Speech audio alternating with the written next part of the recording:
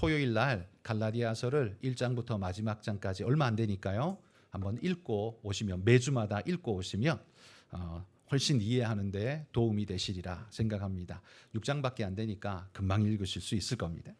자, 갈라디아서 1장과 2장은 유대 율법주의자들의 공격에 대한 바울의 변증을 담고 있습니다. 바울이 변증을 할 수밖에 없었던 이유는 만약 변증하지 않는다면 갈라디아 성도들은 오해를 하게 되고 마치 복음이 율법 아래에 있는 것처럼 생각하여 복음을 버리게 되는 일이 생겨날 수 있었을 것입니다. 바울은 그렇기 때문에 이 변증을 매우 중요하게 생각했습니다. 자신의 체면과 명예를 위해서 그러하려고 한 게 아니라 자신이 전한 복음의 말씀이 왜곡되고 변질되는 것을 막기 위해서 복음을 전하는 것만큼이나 복음을 지키는 것이 중요하다고 믿었기에 그는 힘써 이 갈라디아서를 써보내고 있는 겁니다. 유대 율법주의자들은 이렇게 강조했습니다. 바울은 사도들에게 간접적으로 복음을 전해들었을 뿐이다. 그러므로 바울은 권위가 없다라는 말이죠. 그러므로 사도들의 공인이 없다면 그 바울이 말하는 것, 가르치는 것은 불법이며 바울의 각색이 가미된 것일 수 있다라고 강조한 것이죠. 그러면서 자신들이 주장하는 율법, 특별히 할례를 은근슬쩍 밀어넣으면서 복음보다 결론은 할례입니다 라는 것처럼 밀어넣고 있는 겁니다. 그러나 바울은 이에 대해서 분명하게 선을 긋고 있습니다. 갈라디아서 1장 11절부터 24장에 나오는 이 부분의 말씀에 보면 바울이 아주 명확하게 이 부분에 답을 하고 있습니다. 바울 자신이 복음을 간접적으로 들은 것이 아니라 주님으로부터 나는 분명하게 직접 들었고 뿐만 아니라 그러기에 굳이 그것을 사도들에게 협의하거나 논의할 필요를 전혀 느끼지 못한다라고 선언했던 것입니다. 바울은요, 베드로가 예수님께 직접 복음의 말씀을 들은 1차 전달자가 된 것처럼 자신도 부활의 주님으로부터 직접 듣고 파송받은 1차 전달자라는 사실을 강조했던 것입니다. 그래서 예루살렘 사도나 사도 바울 자신이나 동등하다는 사실을 계속해서 강조하고 있습니다. 따라서 자신이 전한 복음이 간접적이라거나 격이 떨어진다거나 라고 말하는 그들의 주장은 터무니없는 것이라고 그는 지금 일갈하고 있는 겁니다. 어찌되었든 이런 논란이 일어나게 되자 갈라디아 성도들은 혼란을 겪을 수밖에 없었습니다. 자신들이 신뢰하는 바울과 그가 전한 복음의 메시지가 그들에게 와 닿아서 믿고 성령을 받고 은혜로 구원을 얻게 되었는데, 그런데 그 복음이 출발한 센터와도 같은 예루살렘에서 유대에서 사람들이 왔다는데 그들의 말을 들어보니까 뭔가 다른 것 같다라는 두려운 마음이 밀려든 거죠. 그러면서 그들의 마음속에는 이런 혼란이 들었을 겁니다. 예루살렘 사도들의 가르침과 사도 바울의 가르침은 서로 다른 이야기를 하는가? 그러니까 예루살렘 사도들과 사도 바울은 서로 다른 복음을 전하는가라는 문제가 발생하게 된 거죠. 이 주제가 바로 오늘 갈라디아서 2장의 핵심 주제입니다. 사도 바울과 예루살렘 사도들 간에 분열이 있는가라는 질문인 거죠. 자, 여기에서 우리는 두 가지의 문제를 먼저 해결해야 됩니다. 우리 자막에 한번 보시면 첫 번째 문제는 사도 바울이 예루살렘 사도에게 종속되는가 아니면 독립된 사도인가 라는 질문 하나와, 또 하나는 바울이 전한 복음과 예루살렘 사도들이 전하는 복음이 같은 복음인가 아니면 다른 복음인가, 이 문제를 해결해야만 이 혼란이 잦아들게 될 겁니다. 이건 매우 중요한 문제입니다. 사도들 간의 관계가 어떠하냐? 종속 관계냐? 아니면 나란히 함께 사역하는 동역의 관계냐? 그들이 전하는 복음은 통일성이 있느냐? 아니면 서로 다른 이야기, 분열되어 있느냐? 이건 매우 중요한 주제이죠. 그래서 오늘 2장이 바로 이것에 대한 답을 주고 있습니다. 저는 이 2장에 이 답을 찾아가는데 제가 4가지의 질문을 던지고 그에 따라 바울이 대답하는 4가지의 대답을 가지고서 여러분과 함께 이 문제를 풀어가 보도록 하겠습니다. 첫 번째 문제는 이것입니다. 누구와 함께 예루살렘에 올라가는가를 주목해 보십시오. 누구와 함께 올라갔어요? 1절에 보시면 바나바와 함께 올라갔다라고 이야기를 하고 있습니다. 여러분, 바나바가 누굽니까? 바나바는 안디옥 교회에서 바울과 함께 복음을 전하던 주요 사역자가 바나바이지요. 바울을요, 다소에 있는 바울을 불러와서 우리가 안디옥 교회에서 함께 이 복음을 전하며 함께 사역합시다라고 청해 온 사람 또한 바나바였습니다. 그런데 이 바나바는 어떤 사람인가라고 하면 사도행전 11장 22절 말씀 같이 읽어봅시다. 예루살렘 교회가 이 사람들의 소문을 듣고 바나바를 안디옥까지 보내니. 여러분, 안디옥에서 복음의 역사가 일어나자 예루살렘 교회가 저 교회를 돌보고 계속 이끌 일꾼이 필요하겠구나라고 생각되어서 바나바를 보내게 됩니다. 예루살렘 사도들에 의해서 공식적으로 파송되어진 사람 바나바를 보냅니다. 그렇다면 바나바는 예루살렘 교회의 공식적인 사역자이죠. 그런데 이 바나바가 안디옥 교회 사역을 하다 보니까 일손이 모자랍니다. 좋은 교사가 필요한데 다소의 아주 훌륭한 이 말씀의 일꾼이 있다는 사실을 깨닫고는 다소로 찾아가서 이 바울을 초대하여서 안디옥 교회에서 함께 사역하게 됩니다. 그렇다면 여러분, 예루살렘 본부교회가 정식으로 파송하여서 세운 공식 위임 목사, 한마디로 바나바, 그렇죠? 그런데 그 바나바가 공식적으로 청빙하여서 세운 사람 바울. 그렇다면 바울은 이 예루살렘 본부교회하고 상관없는 사람입니까? 그렇지 않죠. 거기에 공인되어진 사람이 공인한 인물이라면 공인된 인물이라고 보는 것이 맞습니다. 그런데 예루살렘에 올라가면서 바울은 왜 바나바를 지금 대동해 가는 걸까요? 그들에게 이렇게 말하는 거예요. 당신들이 파송한 공인된 사람, 그 바나바가 나를 보증합니다 라는 이야기를 지금 하고 있는 거예요. 지금 그와 함께 동행해 가는 것이 그걸 말해주죠. 당신들이 공적으로 인정하고 파송한 공인인물 바나바가 나를 불러 나와 함께 사역하는, 그러므로 공인된 사람입니다라는 걸 보여준다는 거예요. 바나바의 동행 자체가 그걸 보인다는 겁니다. 그런데 1절에 보면 바나바 말고 또 함께 간 사람이 있어요. 누굽니까?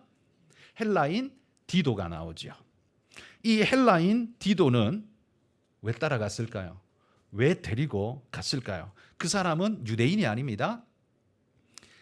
헬라인인데, 그리스 사람인데 예수님의 복음을 바울로부터 전해 듣고 회심하여 믿게 되고 믿음의 열매로 탄생한 선교의 열매인 사람 디도를 지금 데리고 갔어요. 그러니까 바울이 디도를 데리고 가서 자신이 전한 그 복음의 소식을 듣고 변화되어진 이 열매를 보십시오. 그러면서 자신의 사역이 선하고 아름다운 모습으로 지금 진행되고 있는 증거를 보여주고 있는 거예요. 여러분, 마태복음 7장에 보면 예수님이 이런 말씀을 하셨어요. 좋은 나무마다 아름다운 열매를 맺고 못된 나무는 아름다운 열매를 맺을 수 없다. 이렇게 예수님이 마태복음 7장에서 말씀하셨습니다. 그렇다면 이 말씀에 기인해 보자면 디도라는 선교에 좋은 열매가 맺혔다면 이 열매를 맺도록 한 그 뿌리 같은 나무는 누가 전도해서 구원 얻게 한 거예요? 바울이 전도해서 한 거죠. 그러면 그 선교의 열매를 맺게 된 그 나무는 어떤 나무예요? 좋은 나무입니까? 나쁜 나무입니까? 좋은 나무라는 소리죠. 바로 이 디도를 대동한 것은 선교의 열매, 내가 전한 그 복음의 열매가 이렇게 건강하게 맺혔습니다. 엉뚱하게 상처나고 혹은 독소가 들어있고 그렇지 않은 아주 깨끗한 선교의 열매가 맺혔습니다. 바울이 이 두 사람을 데리고 간 이유가 무엇이겠습니까? 정리하면 그것이죠. 당신들이 공적으로 파송한 그 공인이 나를 보증해 줍니다. 또한 내가 전한 복음으로 구원 얻은 이 디도가 건강한 선교의 열매로서 이렇게 아름다운 모습을 보십시오. 내가 전한 복음이 거짓되지 않고 진실되다는 사실 증명입니다 라고 지금 두 사람을 데리고 함께 올라가며 이 사실을 보여주고 있다는 거죠. 여러분, 이 자리에 계신 우리 모든 성도님들, 여러분들에게도 이런 좋은 선교의 열매가 늘 맺히시기를 축복합니다. 여러분이 그냥 교회 다닌다라는 말로 여러분의 신앙이 증명되지 않습니다. 증명은 누가 해주는 거예요? 내가 하는 게 아니라 주변 사람들이 해야 됩니다. 아, 저 사람 교회 다니는 사람이에요. 저 사람은 참 믿을 만한, 신뢰할 만한 사람이, 참 좋은 사람이에요 라는 이야기를 들을 수 있어야 합니다.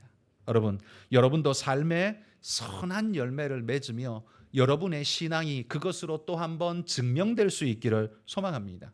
여러분, 선한 열매는 구원 얻기 위해서 맺어야 하는 건 아닙니다. 구원 얻기 위해 맺어야 하는 열매가 선한 열매가 아니에요. 선한 열매는요, 전도를 위해 맺어야 하는 열매입니다. 여러분이 선하고 아름다운 모습을 나타낼 때에 여러분 주변에 있는 사람들이, 그 복음을 듣는 사람들이 여러분의 선한 모습을 보며 여러분이 하고 있는 그 말, 여러분이 믿고 있는 그 신앙, 여러분이 다니고 있는 그 교회가 건강하고 아름다운 곳이구나라고 믿게 될 겁니다. 그런데 여러분이 예수 믿는다고는 하는데, 교회 다닌다고는 하는데 맨날 사기치고 입만 열면 거짓말하고 입만 열면 욕을 쏟아내고 있다면 누가 여러분의 말을 듣고 교회로 오고 싶은 마음을 갖겠습니까? 누가 예수님의 말씀, 교회가 건강하고 아름다운 하나님의 교회입니다 라는 말을 누가 인정해 주겠습니까? 증명해야 합니다. 무엇으로요? 세상 사람들에게는 여러분의 선한 삶으로 아름다운 선교의 열매로서 증명하셔야 됩니다. 여러분, 우리는 디도를 데리고 오지는 못하지만 여러분의 삶의 행실의 모습으로 여러분의 삶이 증명될 때 더 아름다운 선교의 열매들이 많이 맺혀질 줄 믿습니다. 두 번째 질문은 이겁니다. 그러면 예루살렘에는 왜 올라갔는가라는 질문을 던질 수 있습니다. 자, 바울이 예루살렘에 올라가서 자신이 복음을 전한 건 2절 말씀에 보면 이런 말씀이 있어요. 계시를 따라, 이렇게 표현하고 있습니다. 바울의 복음 전파는요, 하나님의 계시를 따라서 행한 일이었습니다. 그가 들은 것은 다메섹 도상에서 부활의 주님을 만나 듣게 되고 알게 된 사실입니다. 그러나 그가 복음의 일꾼으로 파송된 것은 자기 뜻, 자기 생각이 아니라 사도행전 13장 2절과 3절에 보면 이렇게 말합니다. 같이 한번 읽어보겠습니다. 주를 섬겨 금식할 때에 성령이 이르시되 내가 불러 시키는 일을 위하여 바나바와 사울을 따로 세우라 하시니 이에 금식하며 기도하고 두 사람에게 안수하여 보내니라. 두 사람에게 안수하여 보내게 되는 이 일을 누가 명령했습니까? 2절에 아까 제가 빨간색으로 표시해 드렸는데요. 성령께서 명령하셔서 그 일을 하게 하셨습니다. 그러니까 바울이 다메섹 도상에서 부름받게 된 것도 부활하신 주님이 직접 찾아오셔서 바울을 불러주셨습니다. 또한 그가 선교사로 부름받게 된 것도 성령께서 직접 명령하셔서 그를 따로 세워서 안수하여 선교사로 파송하게 하셨습니다. 그리고 이 모든 일은 바울이 볼 때에 영원하신 성부 하나님의 구원 계획을 따라서 진행되어진 일이다라고 그는 믿었습니다. 그러니 한마디로 말해 성부, 성자, 성령 하나님께서 자신을 부리고 자신을 파송해서 지금 이 복음의 사역을 하게 하셨습니다라고 말하는 거예요. 여러분, 여기에 예루살렘 사도들이 감히 끼어들어서 뭐 가타부타 네가 뭔 선교사냐, 너는 선교사 아니야, 이렇게 말할 수 있습니까? 그럴 수 없습니다. 왜냐하면 복음의 주체이신 주님께서 직접 그를 만나주시고 가르쳐주시고 그를 파송해 주신 분이시기 때문입니다. 성령께서 직접 파송해 주신 사람이기 때문에 그 누구도 감히 그의 정당성에 문제 제기할 수 없다는 말이에요. 그래서 여러분, 바울과 바나바가요, 예루살렘 교회에 올라가서 성경에 보면 유력한 자들에게 사사로이 그들을 만났다, 행했다라고 이야기합니다. 여기 유력한 자들이 누구일까요? 예루살렘 교회의 유력한 자들은 바로 사도들을 일컫습니다. 근데 그들과 사사로이 했대요. 사사로이 만났대요. 이게 뭡니까? 이 말은 교회의 공식적인 자리에서 만남을 갖고 뭔가 합의를 보고 결정을 하고 한 게 아니라 그냥 따로 개인적으로 가볍게 만났다라는 그런 이야기입니다. 여러분, 만약에 바울이 자신이 자신의 사도성을 인정받고 자신이 전한 복음의 공증을 받으려면 사사로이 만나면 안 되죠. 공식적으로 만나서 교회가 공식적으로 인정해 줘야 자신이 공식이 되는 것 아닙니까? 근데 사사로이 만났다는 말은 바울이 그걸 필요로 하지 않았다는 거예요. 그러니까 자신은 예수님이 분명히 보내고 성령님께서 분명히 보낸 사람이기 때문에 그걸 사도들에게 공인받아야 한다는 생각 바울에게는 없었다는 거예요. 사사로이 만나서 뭘 했습니까? 그냥 교제를 나눈 겁니다. 말씀을 나누고 자신이 복음 전할 때 이런 일 저런 일이 있었고 자신은 이렇게 복음을 전했고 하나님이 이렇게 역사해 주셨습니다라는 여러 사역의 이야기들을 아마 두루 나눴을 겁니다. 개인적으로 사사로이. 이 나눔을 통해 예루살렘 사도들은요, 바울이 전한 복음이 자신들이 전한 복음과 다르지 않고 일치하는구나라는 걸 아마 주목하여 듣게 되었을 겁니다. 그렇구나, 알게 되었을 거예요. 그 다음에 6절에 보시면 저 유력한 이들이 내게 의무를 더하여 준 것이 없다고 6절에 이야기합니다. 만약에 여러분 바울이 이야기하는데 들어보니까 그건 아니야, 예수님이 그렇게 말하진 않았어, 이렇게 말씀하셔서 너 그거 틀렸어 라고 만약에 제재하고 바꾸고 교정하고 수정해야만 했다면 유력한 자들이 그에게 아마 의무를 더했을 겁니다. 다시 연구해, 다시 돌아봐, 나한테 검사 맡아, 아마 이랬겠죠. 그런데 여기 유력한 이들이 내게 의무를 더해 준 것이 없다고 말합니다. 이게 무슨 말이겠습니까? 그러니까 이건 바울이 전한 복음과 예루살렘 사도들이 전한 복음에는 이견이 없어서 더 보탤 것이 없다는 거예요. 다 맞다는 이야기입니다. 그러니까 예루살렘 사도들이 바울과 이야기를 나누면서 들어보니까 그 말이 다 옳다는 거죠. 자신들이 전하는 복음과 다를 바 없는 똑같은 복음이구나라는 걸 확인하게 된 것입니다. 바울은 이 확인을 공적으로 받으려고 하지는 않았습니다. 그러나 오해를 없애기 위해서 그저 서로 나눔 속에서 서로 교제하면서 확인하게 된 거예요. 사사로이. 그래서 예루살렘에 올라간 이유는 내가 이렇게 사역해도 되겠습니까? 허락 좀 해주십시오. 그래서 올라간 게 아니에요. 그냥 사도들과 만나서 교제하기 위해 올라갔어요. 근데 그 교제의 과정 속에서 이야기를 나눠보니까 우리 모두 우리가 서로 전하는 이 복음이 정말 하나이군요 라는 사실을 모두가 공감하게 되었다는 거죠. 확인받으러 간 건 아닌데 확인이 되어버린 거죠. 예루살렘에 올라간 의미가 있는 거죠. 그러나 내가 허락받으러 간 건 아니다라는 사실을 강조하는 겁니다. 자, 그러면 세 번째 질문을 던질 수 있습니다. 그러면 지금 갈라디아에 온 이 거짓 형제들은 누구인가라는 질문을 우리는 던질 수 있습니다. 자, 4절에 보시면 바울은요 4절에서 그들 이렇게 불러요. 가만히 들어온 형제, 이렇게 표현합니다. 가만히 들어온 형제. 형제라는 단어니까 그러니까 이 사람은 그러니까 교회 안에 있는 사람이에요. 교회 안에 있는 사람이긴 한데 그런데 문제는 가만히 들어왔대요. 이 사람들은 들어와서 뭐라고 말하고 있냐면 바울은 사도들에게 허락받지도 않았고 공인되지도 않은 불법이다라고 지금 말하고 있어요. 사실은 예루살렘에 바울이 올라갔을 때에도요, 예루살렘 사도들하고 함께 만나서 이야기 나눌 때에도 그때에도 은근슬쩍 옆에서 율법 이야기를 꺼내면서 할례를 받아야 된다는 듯이 옆에서 꺼내면서 문제를 던진 이들, 그들이 바로 이 갈라디아에 온 이들과 같은 존재들입니다. 바울은 이들을 이렇게 불렀어요. 가만히 들어온 형제. 여러분 여기 가만히라는 이 단어는 다른 단어로 바꾼다면 어떤 단어가 가장 비슷할 것 같습니까? 일부에는 엄청 크게 누군가가 이야기하더라고요. 몰래. 그죠? 가만히 이 단어는 몰래라는 단어와 바꿀 수 있는 단어죠. 근데 가만히 몰래라는 말의 의미 속에 어떤 뜻이 있어요? 허락받지 않고 허락 없이라는 의미가 그 속에 들어있죠.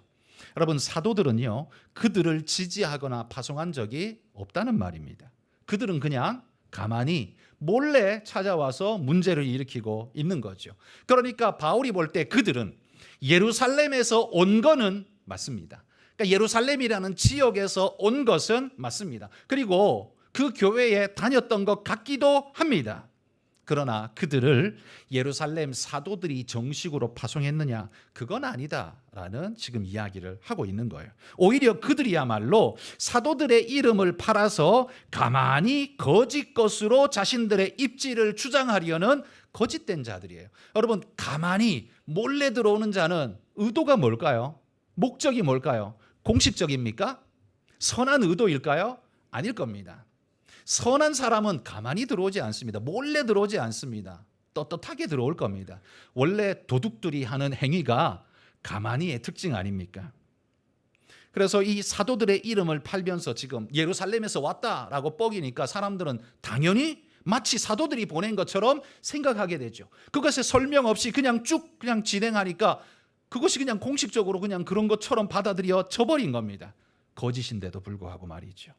그래서 여러분, 우리들의 성경이 신약이 27권, 이것이 성경 정경으로 받아들여질 때, 정경이 될 때, 이걸 우리는 캐논이라고 부릅니다. 성경 캐논. 캐논은 기준이라는 말이죠. 잣대, 기준, 이런 말인데 우리의 신앙과 구원의 기준, 잣대가 된다라는 의미에서도 캐논이지만 예수님의 말씀, 복음의 말씀의 기준이 되는 책이다 라는 의미에서도 이게 캐논인 거예요. 그러니까 이것이 가장 중요하고 이것이 가장 핵심적인 메시지, 이게 진짜다라는 이야기예요.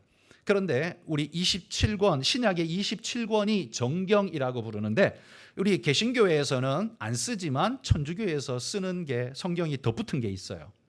뭔지 아십니까? 그걸 외경이라고 부릅니다. 외경.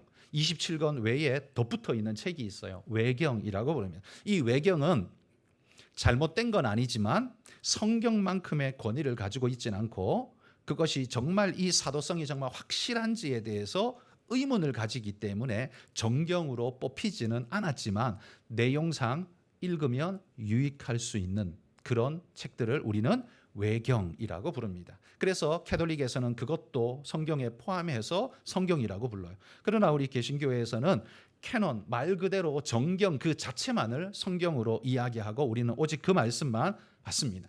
자, 정경이 있고요. 외경이 있습니다. 그런데 또 있어요. 위경이 있습니다. 거짓된 성경이라는 위경이 있습니다. 그러니까 다 거짓말쟁이의 이야기 뭐 이런 의미는 아닙니다만 이게 사도가 쓴 게 아닌데 마치 사도가 쓴 것처럼 거짓으로 속여서 그렇게 이 위작처럼 나타내는 몰래 자기 사도 이름을 빌려 쓰는 이런 작품들, 이런 글들이 있었다는 거죠. 그런 것들은 위경이라고 부릅니다.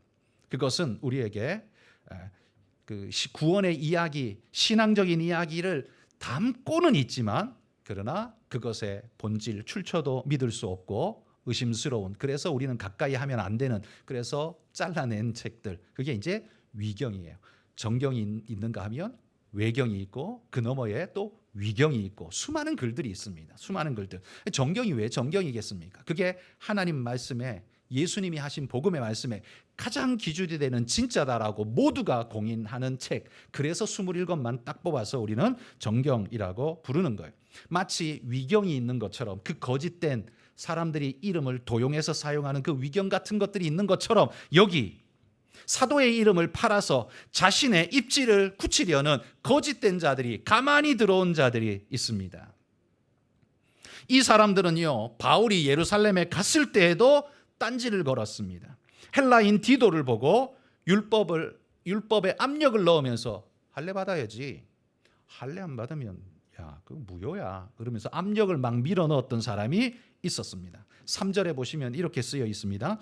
그러나 나와 함께 있는 헬라인 디도까지도 억지로 할례를 받게 하지 아니하였으니. 왜 억지로 받게 하지 않았을까요? 이 말은 받을 수도 있겠지만 나는 그렇게 억지로 받게 하지 않았다라는 그런 의미예요. 왜 바울은 이 헬라인이니까 할례 당연히 안 받았겠죠. 그런데 지금 예수님 믿고 구원 안으로 들어온 자가 되었어요. 그런데 유대 예루살렘에 오니까 이 율법주의자들이 자꾸 할례 받으라고 푸시하는 사람들이 이 간간이 있는 거예요. 사도들은 그렇게 말하지 않는데 간간이 그런 사람들이 있는 거예요. 그런데 바울은 거기에 나는 거기에 절대 굴복하지 않았다. 5절에 보십시오. 그들에게 우리가 한시도 복종하지 아니하였으니 이렇게 말합니다. 왜 그랬겠습니까? 왜 복종하지 않았을까요? 왜냐하면 율법의 명령인 할례는 이미 복음이 다 이루었기 때문에 굳이 그걸 할 필요가 없는 거예요. 근데 유대인들은 왜 할례 받습니까? 제가 지난 시간 말했죠.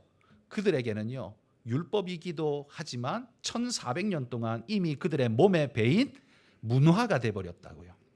이미 그들의 문화가 돼버렸기 때문에 그들은 할례에서 벗어날 수가 없습니다. 예수 믿어도 할례 받았어요. 그러니까 예수 믿기 전에 이미 할례 받았죠. 왜? 나면서부터 할례를 그냥 주니까. 그러니까 그들은 할례 받은 존재예요. 할례 받는 것도 이상하지도 않고 너무 당연해요. 그러나 이방인에게는 어떻습니까? 할례 없는 이방인들은 받아야 하나요? 성경이 말합니다. 그럴 필요 없다. 그래서 이 문제를 놓고서 논란이 아주 일어납니다. 이 갈라디아서가 언제 쓰였냐 하면 정확한 연도를 탁 집어서 말하기는 어렵지만 그래서 주후 50년에 종교 예루살렘 공의회가 이루어지는 회의가 열리는데요. 그게 사도행전 15장에 보면 나오는 회의가 예루살렘 공의회입니다. 거기서 왜 그게 뭐였냐 하면 이방 그리스도인들, 그러니까 이방인인데 예수님 믿고 구원 안으로 들어온 자들에게 율법을 요구해야 하는가, 특별히 할례를 요구해야 하는가, 이 문제가 의견이 분분했거든요. 유대인 출신, 그러니까 사도행전 6장에 나오는 히브리파 유대인들은 그래야 된다라고 주장을 하고 헬라파 유대인들은 그럴 필요 없다라고 주장하고, 이게 뭐가 맞냐? 사도들이 이 회의를 모아놓고 논의를 합니다. 그런데 이 말 저 말이 막 양쪽에서 다 왔다 갔다 합니다. 그런데 베드로가 일어나서 이렇게 말합니다. 사도행전 11장에 보면 나오는 고넬료 사건을 그가 경험했잖아요. 내가 기도할 때에 하나님이 그 율법의 아주 부정한 짐승을 보자기에 담아놓고 하나님이 그걸 내게로 이렇게 내려 보내주시는데 나한테 이거 잡아먹으라 라고 하나님 말씀하셨다는 거예요. 내가 하나님 나는 율법에 부정하다고 말한 걸 절대로 입에 댄 적이 없습니다 라고 말하니까 하나님이 뭐라고 말해요? 내가 깨끗게 한 것을 네가 부정하다고 말하지 마라 라고 말씀하는데 이 사건이 몇 번 반복됐어요? 3번이나 반복됐어요. 베드로가 이게 도대체 뭐지? 이게 3번이나, 한 번이면 그냥 꿈꿨나 할 텐데 이게 3번이나 반복되니까 이건 분명히 하나님이 내게 뭔가 말씀하신 건데 이게 도대체 뭐지? 라고 하고 있는데 바로 이방인 고넬료가 보낸 사람을 만나게 되죠. 그리고 고넬료가 베드로를 초청해서 가이사랴에 가서 고넬료를 만납니다. 로마 백부장인 고넬료, 이방인이죠. 할례 안 받은 사람. 그러나 하나님을 경외하는 사람, 유대인은 아닌데 믿음을 갖고자 애쓰고 기도하는 경건한 사람이었어요. 그래서 따라가 보니까 하나님이 왜 내게 이 보자기, 이 불결한 짐승이 담긴 보자기의 환상을 보여주셨는지 그때서야 깨닫게 된 거예요. 이방인들을 이제는 더 이상 불결하다, 율법 바깥의 존재다, 너희들은 구원 없고 너희는 그냥 지옥의 땔감이야 라고 말했던 유대인들인데 이제 그거 아니라는 거예요. 하나님이 정결하게 하신 것을, 깨끗게 하신 것을 너희가 부정하다, 네가 부정하다고 말하지 마라 라고 3번을 언급하면서 그것을 보여주신 거예요. 바울이 그걸 깨닫게 된 거예요. 그래서 고넬료에게 말씀을 전합니다.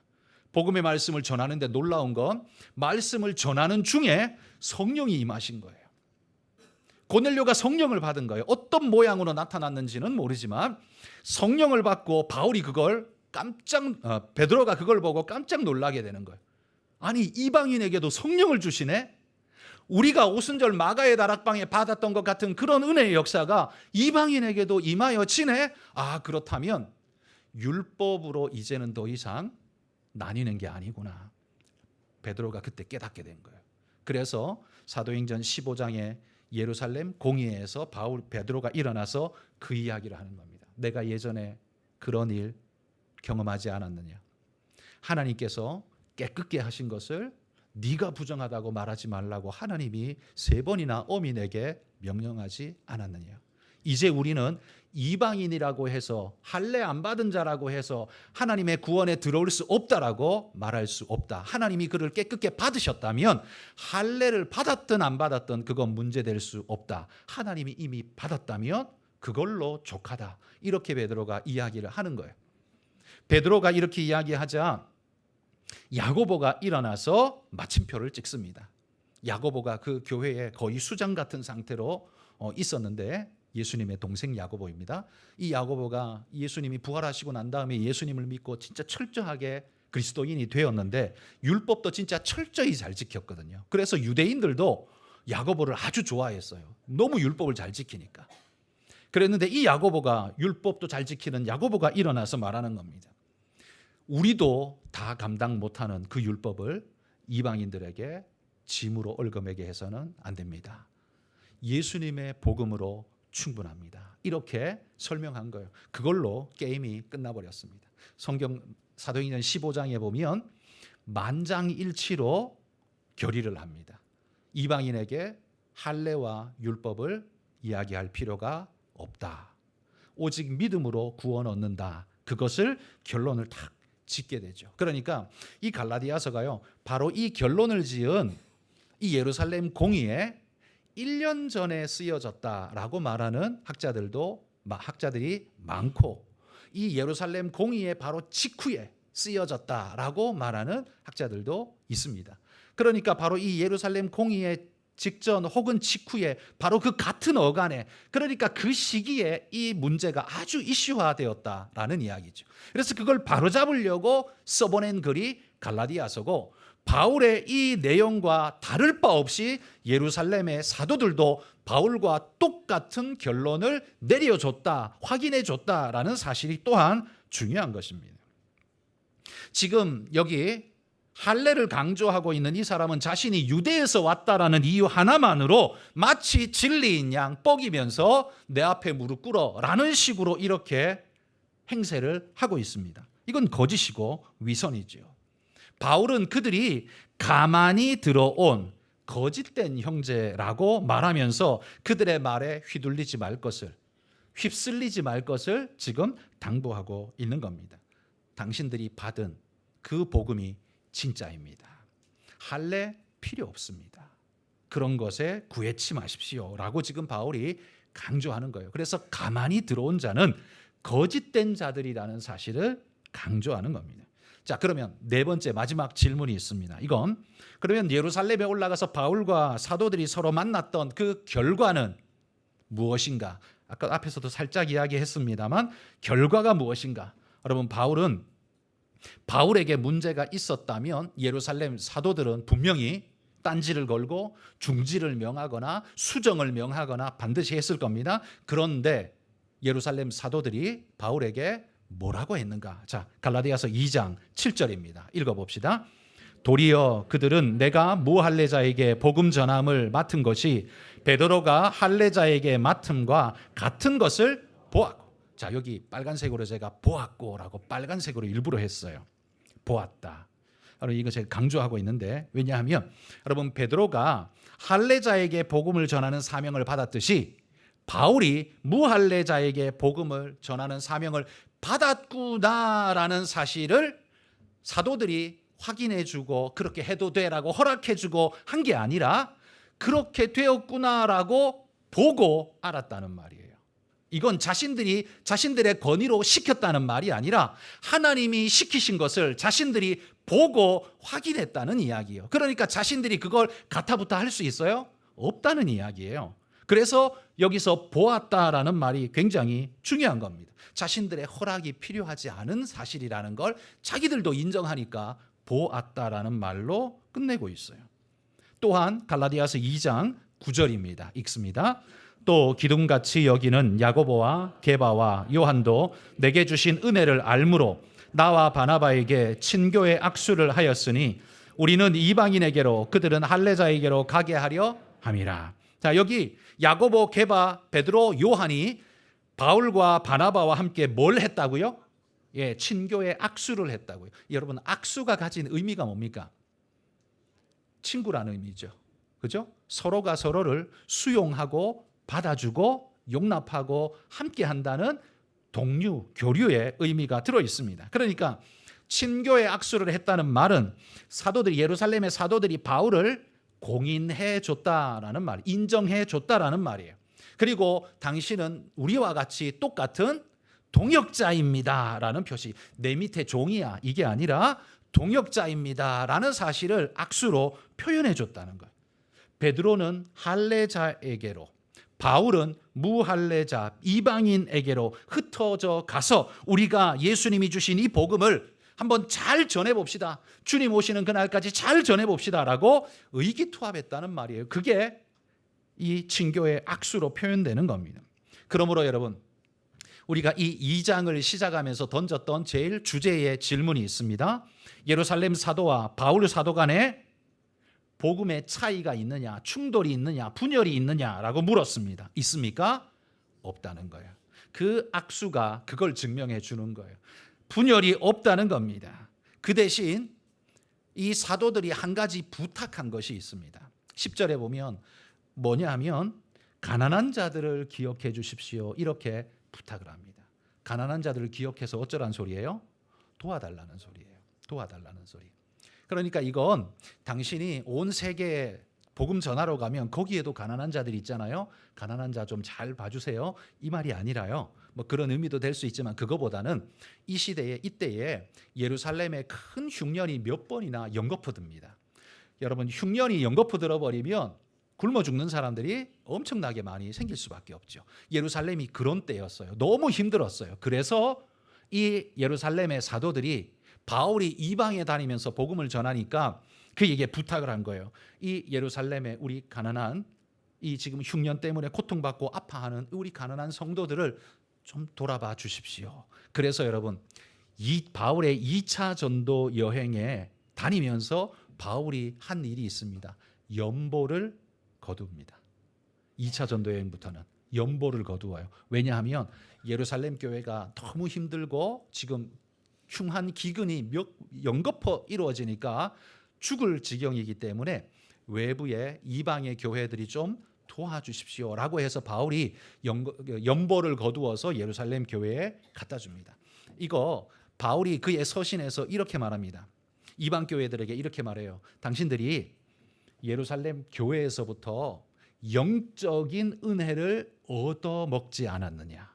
그렇다면 여러분들이 육적인 은혜를 그들에게 베풀어 주는 것이 합당합니다. 그래서 연보를 도와달라고 부탁해요. 그래서 사도 바울의 2차 전도여행에 보면 연보 이야기가 종종 자주 나오게 됩니다. 그건 가난한 예루살렘 교회 성도들을 돕기 위한 방편이었습니다. 그런데 오늘 갈라디아서 2장 10절에는 바울이 사도들이 이렇게 부탁할 때 이런 말을 합니다. 나도 원래부터 그거 열심히 했었습니다. 그러니까 당신이 말해서 하는 게 아니라 나는 원래부터 그런 마음 가지고 하고 있고 그렇게 하겠습니다라는 약속을 지금 하고 있는 거죠. 그러니까 지금 보십시오. 오늘 우리 본문에서 예루살렘 사도들과 바울이 지금 동격으로 같은 선상에서 이야기를 나누고 있는가, 아니면 그 밑에 종속되어서 지금 끌려다니고 있는가, 뭐가 맞습니까? 동등하게 함께 지금 하고 있는 거예요. 사도들도 바울을 함부로 하지 않았고 바울도 그 밑에서 굽실거리거나 하지 않았어요. 하나님이 내게 맡긴 것에 대한 분명한 확신을 그는 가지고 있었습니다. 그래서 오늘 말씀의 결론은요, 예루살렘을 방문한 이 바울은 예루살렘 사도들과 함께 서로 공유된 복음과 통일된 복음을 확인하였고 또 친교의 악수로 협력과 의기투합을 다짐하게 되었다라는 것이 오늘 본문의 이야기죠. 그러므로 우리의 주제였던 예루살렘 사도들과 사도 바울은 서로 다른 복음 전했는가? 서로에게 분열이 있는가? 없다. 그리고 거기에 유대에서 온 자들이 끼어들 자리가 있는가? 그것 또한 없다. 그러므로 바울은 이렇게 말하는 거예요. 그렇다면 누가 거짓된 자냐? 누가 거짓돼요? 바울이 거짓된 게 아니라 지금 유대에서 왔다고 말하는 그 사람들이 지금 거짓된 거죠. 그러면 누가 공인된 자입니까? 유대에서 왔다고 하는 자들이 사도들 이름을 들먹이면서 자기들이 공인된 것처럼 했지만 사실 그들은 가만히 들어온 자일 뿐이고 바울이야말로 진실로 공인된 자다라는 사실을 지금 보여주는 거예요. 그러니까 바울과 예루살렘 사도들이 충돌 같아 보였는데 충돌이 아니에요. 거짓된 자들의 때문에 지금 교회가 잠시 흔들리고 있을 뿐이라는 겁니다. 그래서 바울이 갈라디아서를 빨리 써서 이 교회 성도들에게 읽히고 바르게 서라고 지금 요청하고 있는 겁니다. 성도 여러분, 오늘 갈라디아에서 이 말씀처럼 여러분 안에는 복음이 분명히 살아 있습니까? 다른 어떤 자들이 무엇라고 말하면서 유혹을 하고 무너뜨릴 때 여러분들은 그 거짓에 호도되어서 끌려다니지 않고 믿음을 굳게 잘 지키고 계십니까? 요즘 시대에 특별히 신천지가 교회를 허물기 위해서 얼마나 애를 쓰고 노력을 합니까? 마치 자신들의 성경 해석이 정답인 양 이야기를 하지만 이거야말로 이 말 저 말을 끼워 맞추는 정말 우스꽝스러운 해석법을 가지고 있는 게 그들입니다. 그들의 해석법은 한마디로 원숭이 엉덩이는 빨개, 빨간 건 사과, 사과는 맛있어. 그러니까 원숭이 엉덩이는 맛있어. 뭐 이런 식이 되는 거예요. 이 말도 안 되는 앞도 뒤도 안 맞는 말만 가지고 장난치고 있는 것이 그들의 논리라는 겁니다. 그리고 그들은 단어 하나하나를 따지면서 이야기를 하는데 그렇게 단어 하나, 철자 하나를 가지고 논하려면요. 번역서인 한글 성경이 아니라 사실은 원어인 헬라어 성경을 가지고 그리고 구약은 히브리어 성경을 가지고 그렇게 해야 합니다. 왜냐하면 번역할 때에는 이렇게 번역할 수도 있지만 저렇게 쓰일 수도 있거든요. 그렇기 때문에 번역되어진 단어인 그것이 진리, 완전 불변의 어떤 확실한 것처럼 그렇게 하면 안 돼요. 원어가 뭘 말하는지를 더 먼저 연구하고 그래서 이 말이 번역이 이렇게 됐고 이렇게 쓰였구나라는 걸 이해할 수 있어야 돼요. 그러니까 한글 번역서를 가지고 그거 철자를 이어붙여 가지고 진리인 양 말하는 게 이 얼마나 우스꽝스러운 유치한 장난인가를 우리는 알아야 한다는 거예요. 그리고 신천지의 특징이 있죠. 개역 한글판만 씁니다. 우리가 지금 쓰는 성경은 개역 개정판 성경이죠. 20년 전에 이게 한 20년 전에 개정이 되는데요. 그런데 그 이전의 것을 아직도 씁니다. 왜겠습니까? 왜냐하면 개역 한글판으로 말을 맞춰놨거든요. 그때 그 성경책으로 말을 맞춰놓으니까 개역 성경으로 이 개역 개정판으로 가면 이게 말이 단어가 바뀌어버려가지고 안 맞거든요. 그래서 그들은 개역 한글판만을 쓰는 거예요. 바뀐 지가 20년이 넘었는데도 개역 한글판을 계속 들고 다니면 좀 의심해 보십시오. 좀 의심해 보십시오. 게다가 그들은 14만 4천 명이 구원 얻을 백성의 숫자라고 그 숫자 물리적 숫자래요. 아니 자기 신천지도 지금 14만 4천 명이 넘어갔는데 이미 그러면 자기들이 전원했고 자기들 사람들은 또 구원 못 받는 자도 엄청 많이 생기고 있는 거죠. 또 말이 안 되고. 그리고 신천지의 논리에 따르면 이 대한민국이 모든 것의 센터잖아요. 12지파 나누어가지고 전부 대한민국에 있어요. 마치 대한민국 종교인 것 같은 느낌이 들도록 만들어놨어요. 여러분 성경 어디에 대한민국이 그런 센터가 된다는 말이 도대체 어디 있습니까? 어디 논리에서 나온 이야기입니까? 여러분 이 모든 것은요. 그 이단이 자신의 왕국을 건설하기 위한 이 공중권세 잡은 마귀의 종노릇하는 결과로 나타난 일일 뿐입니다. 여러분 수도 없는 이단들이 일어나는데 그 이단들의 특징은 다 동일합니다. 기존 교회를 흔들어 놓는다. 거기서 떨어진 이삭들을 모아서 자신의 왕국의 건설 재료로 삼는다. 그리고 그들의 신앙과 열정과 재물까지 다 빨아들여서 자신들의 왕국을 더 크게 든든하게 세운다. 결국 교주 한 사람 높이고 나머지는 다 사라지는 것이 이단들의 특징 아닙니까? 이게 구원입니까? 이건 지금 오늘 갈라디아서 나오는 예루살렘에서 온 자들보다 더 사악한 자들일 겁니다. 그러므로 성도 여러분, 갈라디아 성도들이 겪고 있는 이 일은 그들만 겪는 게 아니라 오늘 우리도 겪고 있다는 사실을 기억하셔야 합니다. 교회를 흔드는 포인트가 어디 있는지를 생각해 보십시오. 여러분 허물어지는 교회는 어디부터 시작하는 줄 아십니까? 여러분 우리가 어릴 때 이빨 뺄 때 하는 일이 있죠. 이빨이 흔들리면 계속 그냥 흔들죠. 왜? 그래야 빠지니까. 저도 어릴 때 이빨이 흔들리면 일부러 그냥 계속 손이 가요. 계속 흔들어대. 그러다 보면 유격이 계속 생겨서 어떻게 해요? 나중에 쑥 빠지게 되죠. 이단도 똑같이 합니다. 교회 안에 들어와서 불평으로 뒷담화로 흔들어 놓습니다. 그러면 불평하는 자들이 거기로 또 모여요. 또 함께. 그래서 불평하는 무리가 만들어지고 이 무리들이 세력화가 되어지고 또 가까운 사람들 불러 모아서 더 키워가지고 교회를 대적하게 됩니다. 목사를 쫓아내거나 그리고 신천지 목사를 불러와서 자기들의 교회로 신천지 교회로 싹 탈바꿈을 시켜버리는 이런 일들을 신천지는 하고 있습니다. 그러니까 여러분 불평하고 뒤에서 뒷담화하는 것이 우리의 자유이기는 합니다만 좋은 일은 아니지만 뭐 자유이긴 합니다만 사탄이 그것을 철저하게 이용하고 있다는 사실, 이단들이 그것을 철저하게 이용하고 있다는 사실을 늘 잊지 마셔야 합니다. 그게 그냥 여러분의 자유이고 권리인 양 단순하게 생각하지 마십시오. 마귀는 항상 거기에서부터 시작합니다. 원망과 불평과 부정과 거짓에서부터 항상 마귀는 거기에서부터 시작한다는 사실을 기억하고 우리의 마음을 말씀에서 흔들리지 않도록 굳게 잘 지켜가는 갈라디아의 그 가만히 들어온 자가 내 마음에도 들어올 수 있다는 걸 기억하고 늘 말씀에 굳게 서 있는 여러분들이 되시기를 주의 이름으로 축복합니다. 기도하겠습니다.